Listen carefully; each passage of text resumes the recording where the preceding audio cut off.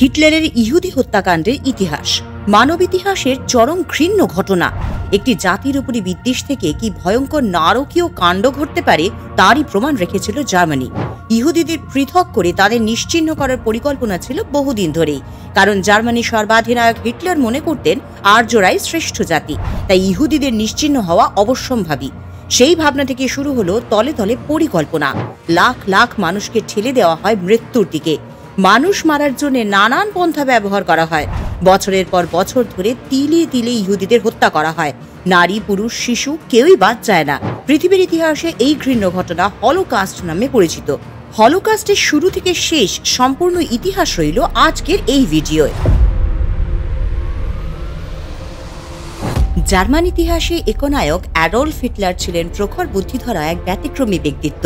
Nazi পার্টির উত্থান ও দ্বিতীয় বিশ্বযুদ্ধ সময়কার কর্মকাণ্ডের কারণে তিনি অন্যতম বিতর্কিত চরিত্র হয়ে রয়েছেন। তাঁর উত্থান ও শাসনকালকে এক অন্ধকারাচ্ছন্ন সময় বলে অভিহিত করা হয়। প্রথম বিশ্বযুদ্ধের পর জার্মানির একদিকে রাজনৈতিক ও অন্যদিকে অর্থনৈতিক অস্থিরতার মধ্যে হিটলারের নেতৃত্বে নাৎসি পার্টি ধীরে ধীরে ক্ষমতা দখল করে। তাঁর উত্থান ছিল জাতিগত বিভাজন, অর্থনৈতিক সংকট এবং জনগণের মধ্যে অসন্তোষের সুযোগ নিয়ে। হিটলার ৩০শে জানুয়ারি জার্মানির চ্যান্সেলর নিযুক্ত হন। এর মাধ্যমে জার্মানিতে শুরু হয় নাৎসি শাসনের। এরপরে তিনি ধীরে ধীরে একনায়কতন্ত্র প্রতিষ্ঠা করেন ও দ্বিতীয় বিশ্বযুদ্ধের জন্য জার্মানিকে প্রস্তুত করেন। হিটলার সর্বদা আর্য জাতিকে শ্রেষ্ঠ বলে মনে করতেন। তিনি ইহুদি ও অন্যান্য সংখ্যালঘুদের প্রতি বিদ্বেষ পোষণ করতেন। তিনি সর্বদাই ইহুদিদের জার্মানির সকল সমস্যার জন্য দায়ী করতেন। তাঁর শাসনে ইউরোপের লাখ লাখ ইহুদিকে হত্যা করা হয়, যে ঘটনাটি সারা পৃথিবীর বুকে আলোড়ন তোলে, ঢেউয়ের মতন ছড়িয়ে পড়ে সর্বত্র। ইহুদিদের এই গণহত্যার ঘটনাটিকে ইতিহাসে হলোকাস্ট নামে স্মরণ করা হয়। অ্যাডলফ হিটলার ছিলেন একজন ভয়ঙ্কর অত্যাচারী, বর্ণবাদী, গণহত্যাকারী ও যুদ্ধবাজ নেতা। তিনি গণহত্যা করতে দুবার ভাবতেন না। তিনি ক্ষমতার লোভে এক নিমেষে কোটি কোটি মানুষের জীবন ধ্বংস করেছিলেন। হিটলার তাঁর স্বৈরাচারী শাসনের জন্য বরাবর পরিচিত ছিলেন। তিনি গণতন্ত্রকে ধ্বংস করে নাৎসি একদলীয় শাসন কায়েম করেন, যেখানে ভিন্নমত দমন করা হতো অত্যন্ত নিষ্ঠুরভাবে। শুধু তাই নয়, গুপ্ত পুলিশ বা গেস্টাপো, একাধিক গুপ্তচর সংস্থা ও নির্যাতন শিবিরের মাধ্যমেও বিরোধীদের দমন করা হতো বলে জানা যায়। হিটলারের নীতিগুলি মানবাধিকারের চরম অতিক্রম করে। তার শাসনকালে তিনি বহু মানুষের স্বাধীনতাকে কেড়ে নিয়েছিলেন, জীবন ও সম্মান ধ্বংস করেন। তিনি যুদ্ধবন্দী, সংখ্যালঘু, সাধারণ মানুষ কাউকেই রেহাই দেননি। হিটলার বিশ্বাস করতেন আর্য জাতি, বিশেষ করে জার্মানরা হলো সর্বশ্রেষ্ঠ এবং অন্যান্য জাতি, বিশেষ করে ইহুদিরাই হলো নিকৃষ্ট। তাঁর এই চরম জাতিগত বিদ্বেষ থেকেই অনেক নৃশংস সিদ্ধান্তের জন্ম হয়েছে। হিটলারের নেতৃত্বে প্রায় ৬০ লক্ষ ইহুদিকে পরিকল্পিতভাবে হত্যা করা হয়। এখানেই শেষ নয়, এছাড়াও রোমা বা জিপিসি, প্রতিবন্ধী, সমকামী ও রাজনৈতিক বিরোধীদেরও হত্যা করা হয়। এই গণহত্যা মানব ইতিহাসের সবচেয়ে নৃশংস অপরাধগুলির মধ্যে একটি। হিটলার ১৯৩৯ সালে পোল্যান্ড আক্রমণের মাধ্যমে দ্বিতীয় বিশ্বযুদ্ধ শুরু করেন। এতে পৃথিবীর বহু দেশ জড়িয়ে পড়ে ও ক্ষয়ক্ষতির পরিমাণ আলাদা করে বলার নয়। দ্বিতীয় বিশ্বযুদ্ধে আনুমানিক ৭ থেকে ৮ কোটি মানুষ প্রাণ হারায়। দ্বিতীয় বিশ্বযুদ্ধ ইতিহাসের সবচেয়ে রক্তক্ষয়ী যুদ্ধ। হিটলার কেন ইহুদিদের প্রতি বিদ্বেষ নিয়ে থাকতেন? ইতিহাস বলছে আর্য জাতিকে শ্রেষ্ঠ বলে মনে করতেন হিটলার, আর তার ব্যাপক রাগ এবং বিদ্বেষ ছিল ইহুদিদের ওপরে। ইহুদিদের ওপর হিটলারের রাগ বা বিদ্বেষের কারণ হিসেবে একাধিক সামাজিক, রাজনৈতিক ও ব্যক্তিগত কারণকে তুলে ধরা হয়। ইতিহাসবিদরা সেই কারণগুলিকে বিভিন্নভাবে বিশ্লেষণ করেছেন। হিটলার সর্বদাই মনে করতেন ইহুদিরা জার্মানির সমাজ এবং অর্থনীতিকে ধ্বংস করছে। তাঁরাই আছে কমিউনিজম এবং পুঁজিবাদ উভয়েরই মূলে। ইহুদিরা জার্মান সমাজে বিভেদ সৃষ্টি করছে বলেও তিনি মনে করতেন। তাঁর ভাবনা ছিল ইহুদিরা হয়তো বিশ্বব্যাপী একটি ষড়যন্ত্রে লিপ্ত আছে, যার প্রধান লক্ষ্য জার্মান সভ্যতাকে ধ্বংস করা।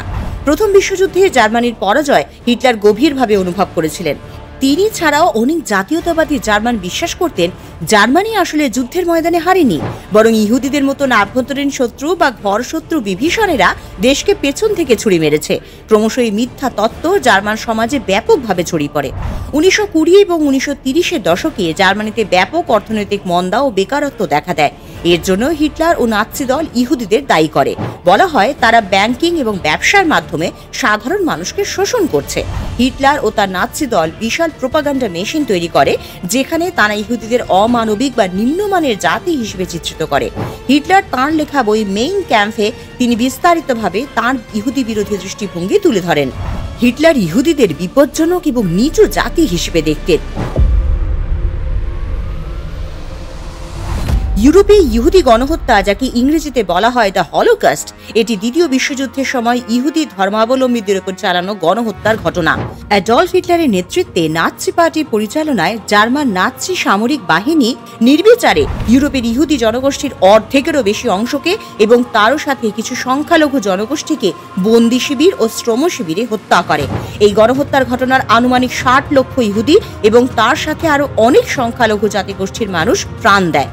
ইতিহাস বলছে 1930 থেকে 1945 সাল পর্যন্ত, বিশেষ করে 1941 থেকে 45 সালের মধ্যে ইহুদি গণহত্যা তীব্র আকার ধারণ করে। এই হত্যাকাণ্ডের প্রধান লক্ষ্যই ছিল ইহুদি জনগণ, তবে তাঁরা ছাড়াও ছিলেন অন্যান্য ভুক্তভোগীরাও, যেমন রোমা বা জিপিসি, প্রতিবন্ধী ব্যক্তি, সমকামী ব্যক্তি, স্লাভ জাতিগোষ্ঠী যেমন পোলিশ, রাশিয়ান, আর তার সাথে রাজনৈতিক বিরোধী যেমন কমিউনিস্ট এবং সমাজতন্ত্রী। 1930 সাল নাগাদ প্রায় 5 লক্ষ জার্মান ইহুদি ছিল দেশের জনসংখ্যার 1%-ও কম। তারা ছিলেন অন্যান্য জার্মানদের তুলনায় গড়ে বেশি ধনী। সংখ্যালঘুরা ছিলেন পূর্ব ইউরোপ থেকে সাম্প্রতিক অভিবাসী। তবে বিভিন্ন জার্মান সরকারি সংস্থা, নাৎসি পার্টি সংগঠন এবং স্থানীয় কর্তৃপক্ষ সব মিলিয়ে প্রায় 1500টি ইহুদি বিরোধী আইন প্রণয়ন করে। 1933 সাল নাগাদ ইহুদিদের বিভিন্ন পেশা এবং সরকারি চাকরি থেকে নিষিদ্ধ করা হয়েছিল। তাদের অধিকার সীমাবদ্ধ করা হয়। তার পরের বছর অর্থাৎ 1934 সালের শেষ নাগাদ জার্মান ইহুদিদের জনজীবন থেকে বহিষ্কার করা হয়। 1935 সালে নিউরেমবার্গ আইন পাশ করে সরকার। এগুলি ইহুদিদের অর্থনৈতিক কার্যকলাপকে সীমিত করে দিতে থাকে। এর প্রকোপ শুরু হয় সমাজ জীবনেও। দেশে ইহুদি এবং অ-ইহুদি জার্মানদের মধ্যে নতুন বিবাহ এবং যৌন সম্পর্ককে অপরাধ বলে গণ্য করা হতে থাকে। সব মিলিয়ে সরকারের মূল উদ্দেশ্যই ছিল ইহুদিদের দেশ থেকে চূড়ান্তভাবে বিলুপ্ত করা। তাই এইসব আইন চালু করে দেশের মধ্যে ইহুদিদের পৃথক করার কার্যকলাপ শুরু হয়। এবার প্রকোপ পড়ে দেশের শিক্ষা ব্যবস্থায়। ইহুদি শিক্ষার্থীদের ধীরে ধীরে স্কুল থেকে বহিষ্কার করা হতে থাকে। দয়া করে কিছু পৌরসভা ইহুদিদের বসবাস বা ব্যবসা পরিচালনা করার অনুমতি দেওয়া হয়েছিল ঠিকই, তাও নিয়ন্ত্রণে বিধিনিষেধ আরোপ করা হয়। 1938 এবং 1939 সাল নাগাদ ইহুদিদের অতিরিক্ত পেশা থেকে নিষিদ্ধ করা হয়। তাদের ব্যবসাগুলিকেও অর্থনীতি থেকে জোর করে বের করে দেওয়া হয়। ইহুদিদের মারার জন্য তথা দেশ থেকে নিশ্চিহ্ন করার জন্য নাৎসিরা একটি পরিকল্পনা গ্রহণ করে, যাকে বলা হয় দ্য ফাইনাল সলিউশন, যার লক্ষ্য ছিল ইউরোপের সব ইহুদিকে নির্মূল করা। আর এই উদ্দেশ্য সফল করতে তারা gas chamber, labour camp, concentration camp এবং ফায়ারিং স্কোয়াড ব্যবহার করে গণহত্যা চালাতে থাকে। এর মধ্যে বিখ্যাত কনসেন্ট্রেশন ক্যাম্পগুলির মধ্যে অন্যতম ছিল আউশভিটস। হিটলারের বাহিনীর টার্গেট ছিলেন 50 লক্ষ ইহুদিরা। ভিন্ন রাজনৈতিক এবং ধর্মীয় মতাদর্শের মানুষদের উপরেও নেমে আসে এক অমানবিক গণহত্যার চরম পরিণতি। নাৎসিরা নাম দিয়েছিল ইহুদি প্রশ্নের চরম উপসংহার। নাৎসি অত্যাচারের ফলে সব মিলিয়ে প্রায় 90 লক্ষ থেকে 1,10,00,000 মতন মানুষ নিহত হয়েছিলেন। জার্মানিতে ইহুদিদের উপর অত্যাচার এবং গণহত্যার ঘটনা বিভিন্ন পর্যায়ে সংঘটিত হয়েছে। ইতিহাস বলছে দ্বিতীয় বিশ্বযুদ্ধ শুরুর অনেক আগেই নাগরিক সমাজ থেকে ইহুদিদের উৎখাতের জন্য জার্মানিতে আইন প্রণয়ন করা হয়েছিল। একসময় জনাকীর্ণ বন্দী শিবিরে রাজনৈতিক এবং যুদ্ধবন্দীদেরকে কৃতদাসের মতন কাজে লাগানো হতো। পরবর্তীতে তারা অবসন্ন হয়ে পড়তো এবং রোগে আক্রান্ত হয়ে মারা যেত। 1938 সালের নভেম্বর থেকে দেশব্যাপী গণহত্যা সংঘটিত করে। 1939 সালের সেপ্টেম্বর মাসে পোল্যান্ডে জার্মানির আক্রমণের পরে দখলদার কর্তৃপক্ষ ইহুদিদের আলাদা করার জন্য ঘেটো স্থাপন করা শুরু হয়। 1941 সালের জুন মাসে সোভিয়েত ইউনিয়ন আক্রমণের পর জার্মান বাহিনী এবং স্থানীয় সহযোগীরা সব মিলিয়ে প্রায় 1.5 থেকে 20 লক্ষ ইহুদিকে গুলি করে হত্যা করে। 1942 সালের প্রথম দিকে নাৎসি বাহিনী ইউরোপের সমস্ত ইহুদিদের হত্যা করার সিদ্ধান্ত নিয়ে নেয়।